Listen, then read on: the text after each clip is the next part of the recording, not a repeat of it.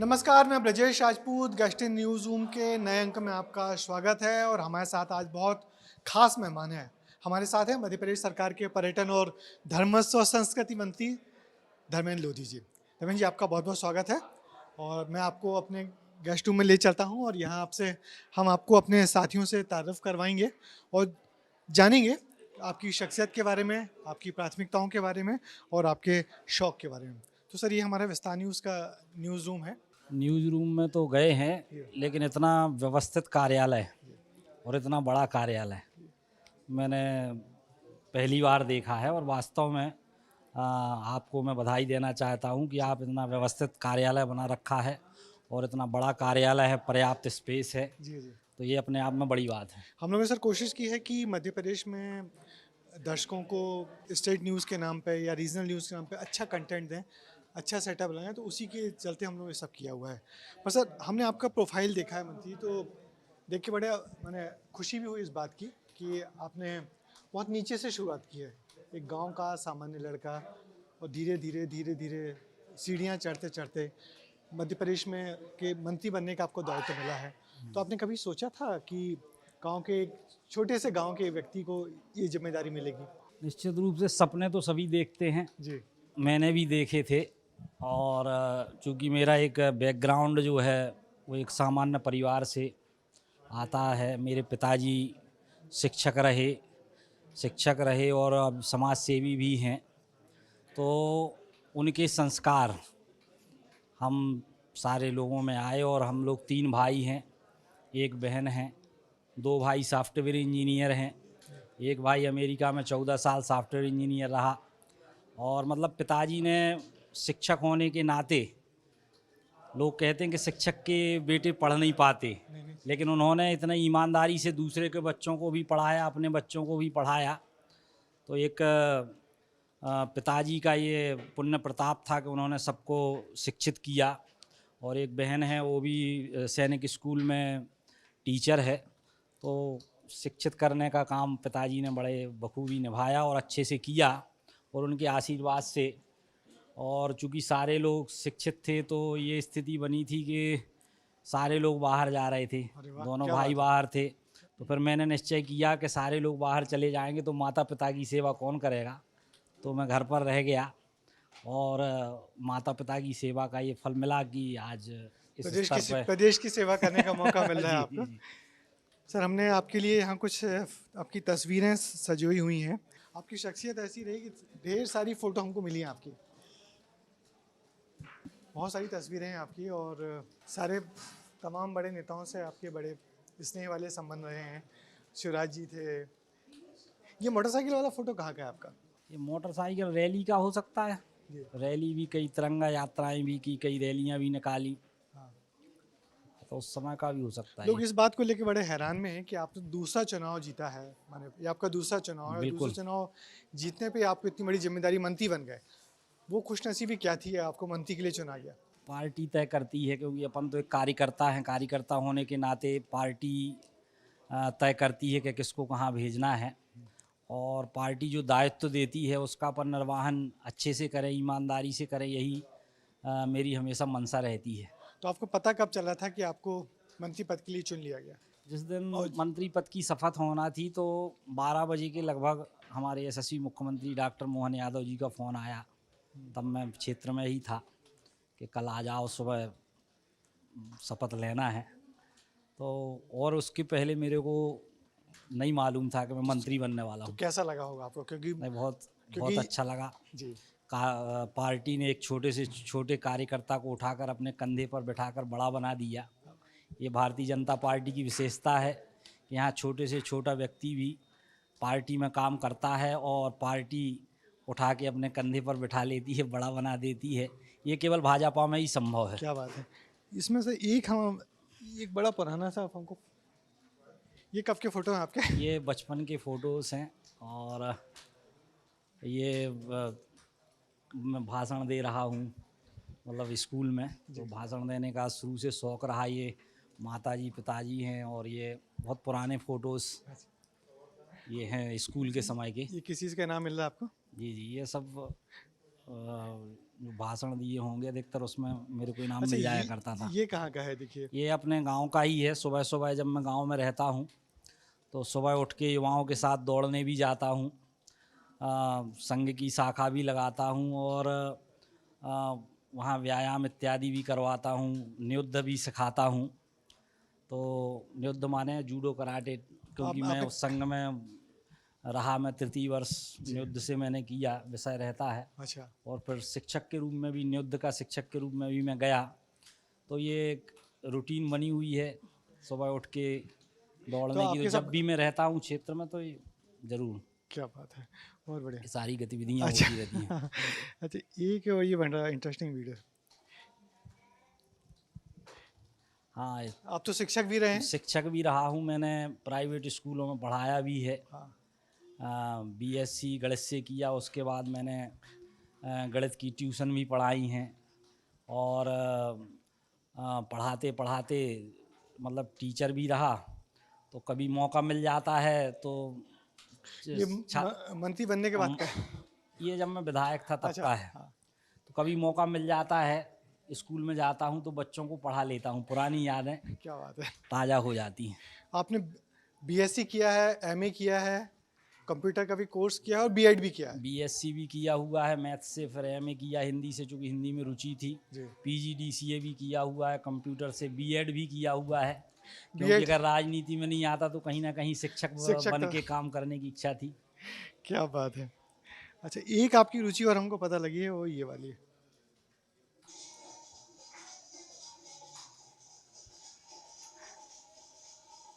जनता के बीच में जाते हैं, लोगों के बीच में जाते हैं तो कहीं रामायण का पाठ हो रहा है, कहीं भजन हो रहा है, तो बैठ के कभी ना कभी हम गुनगुना लिया करते हैं। अरे वाह, क्या बात है। तो क्योंकि जनता के बीच में एक सेवक के रूप में काम करने का अवसर मिलता है, तो ये उसी समय की तस्वीरें हैं ये।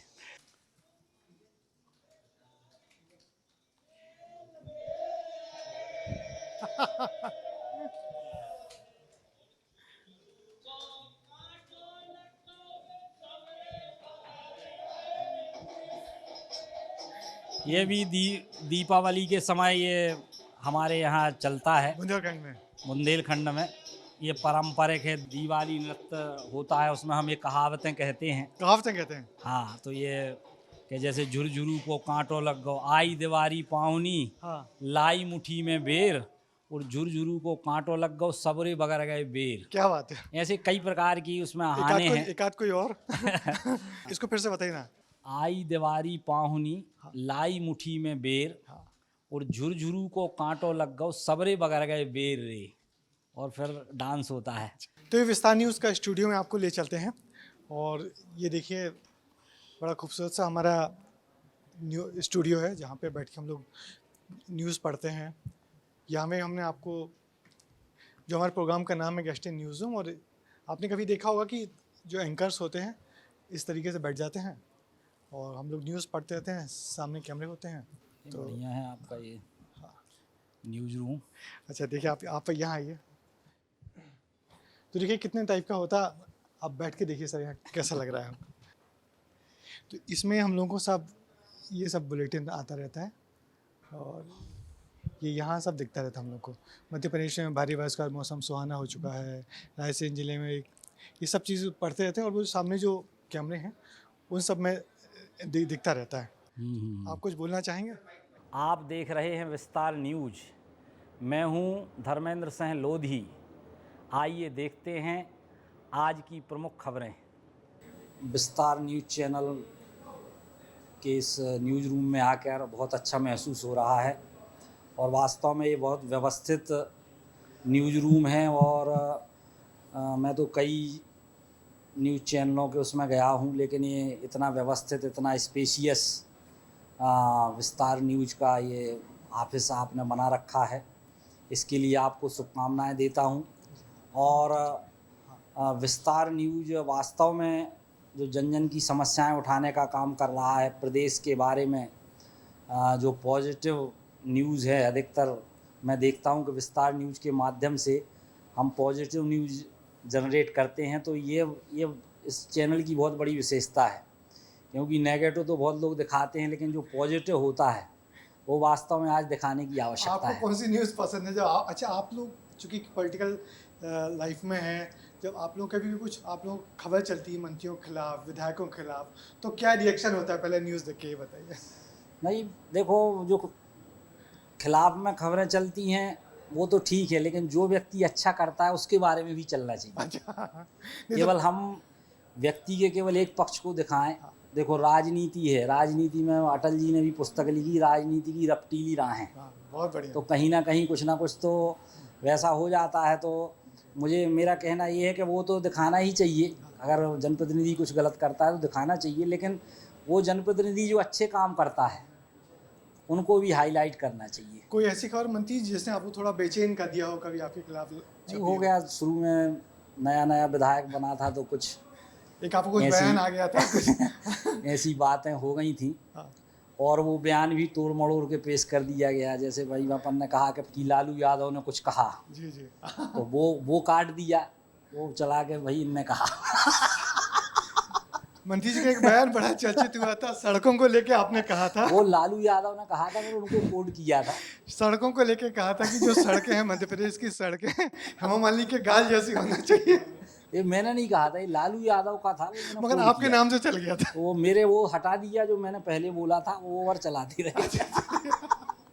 तो ऐसी होती रहती होता है। रहता, कभी कभी हो जाता है, तो फिर अपन रिव्यू भी करते। देखो, हाँ हर व्यक्ति जीवन में सीख रहा है। जी, बिल्कुल।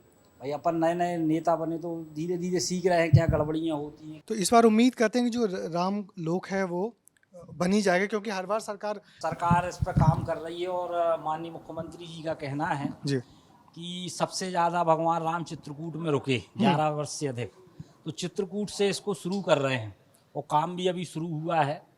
और चित्रकूट से शुरू करके 23 स्थान जो चिन्हित किए, उन स्थानों को आपस में कनेक्ट करने का, पुष्पित करने का, पल्लवित करने का ये काम भी हो रहा है। और अभी माननीय मुख्यमंत्री जी ने कहा कि कृष्ण पाथे, हाँ। जहाँ भगवान कृष्ण की लीलाएं हुई, उन स्थानों को भी चिन्हित करके उनको भी विकसित करेंगे, पर्यटन की दृष्टि से आगे बढ़ाएंगे।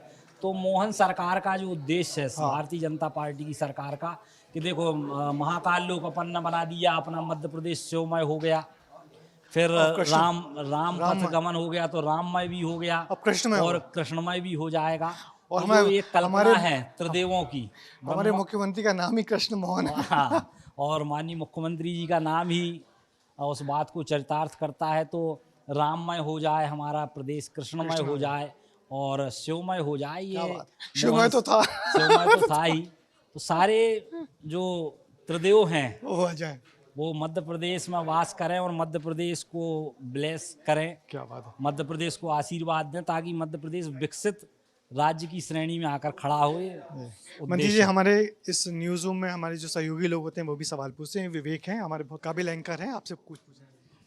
मंत्री जी, बुंदेलखंडी भी बात करो, ज्यादा अच्छा लगेगा। बिल्कुल।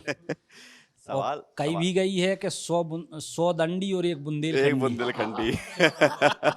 जब पूछना चाह रहे थे, अपने यहाँ बहुत बहुत ज्यादा इतनी जगह है जहाँ पे पर्यटन को लेकर लोग बहुत आकर्षित हो सकते हैं, तो ऐसी क्या संभावना बना रहे हैं आप, क्या तैयारी कर रहे हैं ताकि, क्योंकि खजुराहो और राजा राम मंदिर यहाँ तो लोग जानते हैं, ओरछा यहाँ तो लोग जानते हैं, आते हैं और बड़ी संख्या में श्रद्धालु, लेकिन बहुत ऐसी असीम जगह हैं जहाँ पर अभी बहुत काम करना बाकी है, और आपसे अच्छा कोई नहीं जान सकता क्योंकि आप वहीं से आते हैं। देखो, हम भी बुंदेलखंड से हैं। हाँ, और कही भी गई है कि ऐसी माटी ने दुनिया के खंड खंड में जन्म दइयो विधाता बुंदेलखंड में। तो हम अपने आप को गौरवान्वित भी महसूस कराते हैं कि भैया बुंदेलखंड से हम हैं, और बुंदेलखंड से अपन मंत्री बने हैं। तो जो जहाँ को रहे थे सो उसमें उतने ज़्यादा स्नेह होत है, और उतने की अपन योजनाएं भी बने। और बुंदेलखंड वास्तव में सांस्कृतिक दृष्टि से भी समृद्ध है, प्राकृतिक दृष्टि से भी समृद्ध है, पुरातत्व दृष्टि से भी समृद्ध है। और जो हमारे स्वतंत्रता संग्राम सेनानी भये और राजा महाराजा भये, तो बुंदेलखंड की एक समृद्ध विरासत है। वो विरासत आगे बढ़े, एक ही अपन चिंता करें आगे वाले समय में। सर, मेरा ये कहना है कि सवाल तो बहुत हो रहे हैं, लेकिन जब हमने देखा कि आप गा लेते हैं, बजा लेते हैं, तो कुछ सुन लिया जाए ना फिर। दवेन लोधी जी हैं, बहुत अच्छा गाते हैं, बजाते भी हैं, कविताएं भी करते हैं, और देख के अब एकदम तैयार हैं गाने के लिए। ये चमक ये दमक फुलवन महक सब कुछ सरकार तुम्हीं से है। कार तुम्हीं से है।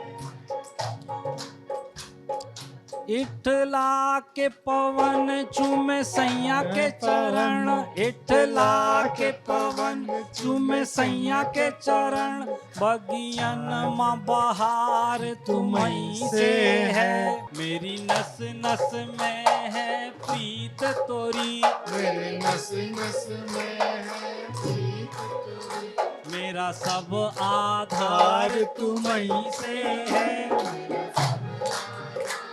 तुम्हीं से है। सब कुछ सरकार तुम्हीं से है। कार तुम्हीं से है। ये चमक ये दमक फुलवन महक सब कुछ सरकार तुम्हीं से है। तुम्हीं से है। तो मध्य प्रदेश सरकार के मंत्री धर्मेंद्र लोधी जी ने सरकार का गाना गाया, हालांकि वो सरकार राम राजा थे। और इसके अलावा क्या शौक है आपको? गाना बजाना, म्यूजिक? गाना है, क्रिकेट भी खेलता क्रिकेट भी हूँ, खेलते हैं? हाँ। चेस भी खेल लेते हैं। अच्छा, तो संस्कृति को लेके क्या सोचा है आपने? क्या कुछ किया जाना चाहिए मध्य प्रदेश में? तो संस्कृति विभाग के अंतर्गत जो मध्य प्रदेश की संस्कृति है दुनिया के सामने लाने की ज़रूरत है। जी। और मध्य प्रदेश की संस्कृति, बुंदेलखंड की संस्कृति बड़ी ही अच्छी संस्कृति है, जिसमें तमाम नैतिक मूल्यों का हम पालन करते हैं।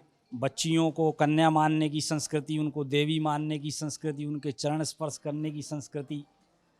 तो सांस्कृतिक दृष्टि से हमारा मध्य प्रदेश बहुत समृद्ध है और उसके गौरवशाली अतीत को हम दुनिया के सामने रखें, ऐसा संस्कृति विभाग का प्रयास है। संगीत में भी हमारा प्रदेश आगे जाए, तानसेन समारोह ग्वालियर में होता है। अभी हमने गिनीज बुक में भी रिकॉर्ड दर्ज किए, खजुराहो में कथक नृत्य का रिकॉर्ड दर्ज हुआ, तबला वादन का रिकॉर्ड दर्ज हुआ, और अभी महाकाल में डमरू वादन का। तो ये हमारी संस्कृति को हम आगे बढ़ाने के लिए, हमारी परंपराओं को आगे बढ़ाने के लिए क्या कर सकते हैं। मध्य प्रदेश एक अच्छा डेस्टिनेशन हो गया फिल्मी शूटिंग का, और अभी जो स्त्री टू आ रही है वो भी चंदेरी में शूट हुई है। मध्य प्रदेश जो है मोस्ट फ्रेंडली फिल्म सिटी का अवार्ड ही मध्य प्रदेश को मिला हुआ है। 450 से ज़्यादा फिल्मों की शूटिंग मध्य प्रदेश में हुई है, और उसके लिए पर्यटन विभाग अनुदान देने का भी काम करता है कि आप आइए मध्य प्रदेश में फिल्म बनाइए। और जो सरकार का अनुदान है, सरकार अनुदान भी देती है, और लोग मध्य प्रदेश में आकर फिल्म शूटिंग करना चाहते हैं। सर, हमारे डिप्टी ब्यूरो चीफ हैं अंचल जी, आपसे कुछ सवाल पूछना चाहूँगा। सर, मेरा सवाल यह है कि मध्य प्रदेश में पर्यटन की अपार संभावनाएं हैं, और जहां पर्यटन होता है वहां पर रोजगार के अवसर भी बहुत ज़्यादा होते हैं। तो चूंकि आपका सोचना एक अलग दिशा में सोचते हैं, आप युवाओं के बारे में भी और प्रदेश के बारे में भी, तो ऐसी क्या योजनाएं आप नवाचार करने वाले हैं कि इसको और पंख लगे? देखो, पर्यटन के क्षेत्र में जितने रोजगार जनरेट किए जा सकते हैं, तो जो सरकार की जो मंशा है कि हम रोजगार देना चाहते हैं, तो पर्यटन में मान लो हम एक एमपीटी का होटल खोलते हैं तो कम से कम 100 लोगों को रोजगार मिलता है। बिल्कुल। फिर अभी स्टे होम की भी परिकल्पना हम लेके आए हैं जी। कि जो लोग हमारी संस्कृति से परिचित होना चाहते हैं, गांव में लोग किस प्रकार से रहते हैं, तो उसके लिए होम स्टे बनवा रहे हैं, उसके लिए सरकार अनुदान दे रही है। तो जब वो व्यक्ति होम स्टे में आके रहता है, बाहर का व्यक्ति चाहता है कि हम गांव की संस्कृति के बारे में जानें, तो वैसे ही घर बना देते हैं जैसे गांव में होते हैं।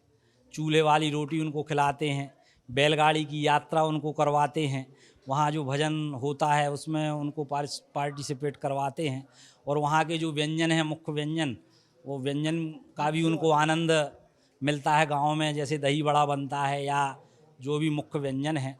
तो ये जो होम स्टे की परिकल्पना है, तो अभी पर्यटन विभाग ने तय किया है कि अब मध्य प्रदेश में 1000 होम स्टे हमको बनाना है, जिसमें अभी 150 से ज़्यादा होम स्टे बन के संचालित होने लगे। ऑनलाइन उनकी बुकिंग होती है, विदेश के लोग भी आते हैं, और जो देश के लोग भी गांव की संस्कृति को जानना चाहते हैं कि गांव में कैसा क्या कल्चर है, पता चला कि भाई जैसे गाय चराने के लिए लोग जाते हैं तो विदेश के लोग आते हैं तो उनको वो एक उनको बड़ा मज़ा क्रेज- आता है, क्रेज क्रेज रहता है। होता है कि वो भी वीडियो डालते हैं कि भैया हम गाय चराते हुए या भेड़ चराते हुए, बकरियां चराते हुए।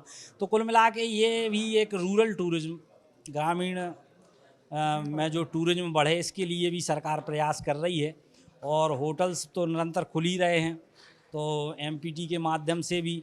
और अभी हमने एक बात और तय की है कि जैसे मान लो जिस क्षेत्र में अपना एमपीटी का होटल खुला है, सारा मीनू तो रहेगा, उसमें एक दो मीनू वहाँ के स्थानीय व्यंजनों के भी रहेंगे। तो अभी कल बैठक हुई तो मैंने कहा कि भाई वो मीनू तो रहेगा, साथ में जो वहाँ के स्थानीय व्यंजन हैं, बुंदेलखंड में मान लो जाते हैं तो वहाँ के 2-3 व्यंजन उसमें शामिल कर लें, ताकि लोगों को ये पता चले कि स्थानीय स्तर पर कौन से व्यंजन, क्या मुख्य चीज़ें यहाँ के लोग खाते हैं, भोजन करते हैं। तो ये भी प्रयास चल रहे हैं लगातार। राजनीति में किसको अनुसरण करते हैं आप, क्योंकि राजनीति सेवा क्षेत्र का काम है, लोगों की सेवा और जनता की करनी, किससे प्रभावित हैं आप, किसी भी दल का नेता या कोई भी ऐसा जिससे आप प्रभावित राजनीति में शुरू में मैं अटल बिहारी वाजपेयी से प्रभावित रहा। जब मैंने राजनीति शुरू की तो उनको देखता था, और मूल रूप से फिर माननीय नरेंद्र मोदी जी भी हमारे बीच में आए तो उन्होंने तो विश्व स्तर पर अपनी पहचान बनाई। आज अमेरिका चले जाओ तो मोदी मोदी, इंग्लैंड चले जाओ तो मोदी मोदी, देश के किसी भी कोने में, विश्व के किसी भी कोने में चले जाओ तो आज मोदी मंत्र गूंज रहा है। तो कहीं ना कहीं नरेंद्र मोदी जी, माननीय नरेंद्र मोदी जी विश्व के लीडर बन के उभरे हैं, तो उनको भी फॉलो कर रहे हैं और निरंतर सीख भी रहे हैं देश समाज और राष्ट्र के लिए राजनीति कैसे की जाए। मध्य प्रदेश में किससे प्रभावित थे आप, मोहन जी से या शिवराज जी से?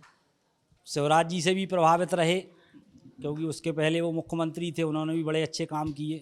पर मोहन यादव जी भी आए हैं, इनका भी विजन बड़ा अच्छा है। ये मैन ऑफ आइडिया से आइडिया का भंडार हमारे माननीय मुख्यमंत्री जी के पास है, तो वो तो निश्चित रूप से उनसे भी मैं प्रभावित हूँ और उनका भी अनुसरण करता हूँ। जहाँ से सीखने को मिल जाए प्रयास करते हैं कि जो अच्छी बातें हैं वो हम सीख लें। अच्छा, आप संघ से दीक्षित रहे हैं, संघ से आपने बचपन से काम किया, आपका परिवार पूरा संघ वाला रहा है, तो संघ की चीज़ें राजनीति में कितना काम आती हैं? देखो, संघ में काम करने का एक संघ, जो राष्ट्रीय स्वयंसेवक संघ, वो देशभक्त संगठन है। जब वहाँ वहाँ गीत गाते हैं, देशभक्ति के गीत गाते हैं, और हम सब कल्पना करते हैं कि ये देश परम वैभव पर पहुँचना चाहिए। परम वैभवन्ने तु मेतत् स्वराष्ट्रम, ये देश परम वैभव के शिखर पर पहुँचे, ये विश्वगुरु बने, ये देश क्रमांक 1 का देश बने, ये देश दुनिया का सबसे ताकतवर देश बने। इन सारी बातों को लेकर संघ में हम लोग निरंतर काम करते हैं, सामाजिक रूप से काम करते हैं। तो कहीं ना कहीं राजनीति में आते हैं तो वो विचारधारा, वो भावधारा हमारी रहती है कि देश कैसे आगे जाए, देश कैसे क्रमांक 1 का देश बने, कैसे हम आगे बढ़ें, कैसे हम उस परिकल्पना को साकार कर सकें जिसमें हम कहते हैं कि सर्वे भवन्तु सुखिनः, सर्वे सन्तु निरामयाः, सर्वे भद्राणि पश्यन्तु माँ कश्चित् दुःख भाग् भवेत्। सब सुखी हों, सब निरोगी हों, सबका मंगल हो, सबका कल्याण हो। इस परिकल्पना को लेकर, इस बात को लेकर हम काम करते हैं। तो कहीं ना कहीं व्यक्ति निर्माण, राष्ट्रीय स्वयंसेवक संघ व्यक्ति निर्माण की कार्यशाला है, और वर्गों के माध्यम से, शाखाओं के माध्यम से स्वयंसेवक निर्माण होते हैं, व्यक्ति निर्माण होता है, और वो फिर व्यक्ति जाके समाज के विभिन्न क्षेत्रों में काम करता है, अलग अलग क्षेत्रों में। तो ये तो अपने आप में, चूँकि संघ का पिताजी भी तृतीय वर्ष रहे, मैं भी तृतीय वर्ष प्रशिक्षित हूँ, संघ में काम करने का अवसर मिला, विभाग बौद्धिक प्रमुख तक का दायित्व तो मैंने संघ में निभाया। तो कहीं ना कहीं संघ के संस्कार तो रचे बसे हैं, उसकी आइडियोलॉजी रची बसी है, और वो आपके आने वाले काम समय में इसमें काम भी कर रहे हैं। और आपके काम में झलक भी दिखती है। और एक चीज़ जाते जाते आपसे पूछना चाहूँगा, आपको ये कलर बहुत पसंद है, मैं जब चाहे ये देखता हूँ। भगवा है। अच्छा, केसरी बाना सजाए, हमारे संघ में एक गीत चलता है, गाइए जरा। केसरी बाना सजाए वीर का श्रृंगार कर, ले चले हम राष्ट्र नौका को भंवर से पार कर। डर नहीं तूफान बादल का, अंधेरी रात का, डर नहीं है दुष्ट दुश्मन की कपट की घात का। तो ये है केसरी बाना सजाए, तो ये रंग मुझे बहुत प्रिय है।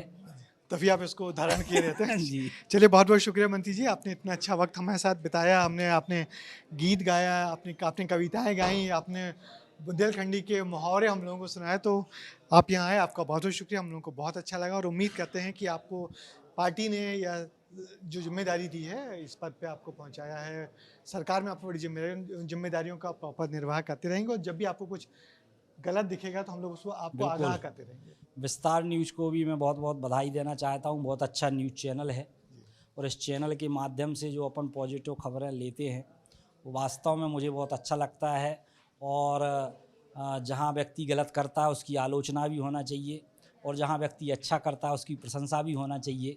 तो दोनों पक्ष बराबर लेके विस्तार न्यूज़ चलता है। बिल्कुल बिल्कुल। और तो मैं आपको बहुत बहुत शुभकामनाएं देता हूँ। आपका चैनल भी निरंतर उन्नति करे, प्रगति करे और मैं तो कहता हूँ देश का सर्वश्रेष्ठ चैनल बहुत बने, बहुत ऐसी बहुत मेरी आपकी उम्मीदों पे हम शुभकामनाएं। लोग खरा उतरने की कोशिश करेंगे। जी, बहुत शुक्रिया नमस्कार। आपका। तो ये थे हमारे मंत्री जी धर्मेंद्र लोधी जी, और जो शुभकामनाएं दी हैं, जिन्होंने अच्छा वक्त बिताया है और बहुत सारी बातें हम लोगों को बताई हैं अपनी विचारधारा के बारे में, अपनी सोच के बारे में, क्या काम करने वाले उन तमाम चीज़ों के बारे में। तो इस बार का गेस्ट इन न्यूज़ रूम बस यहीं तक। अगली बार फिर किसी नई शख्सियत से आपकी मुलाकात करवाएंगे। तब तक मुझे दीजिए इजाज़त। नमस्कार।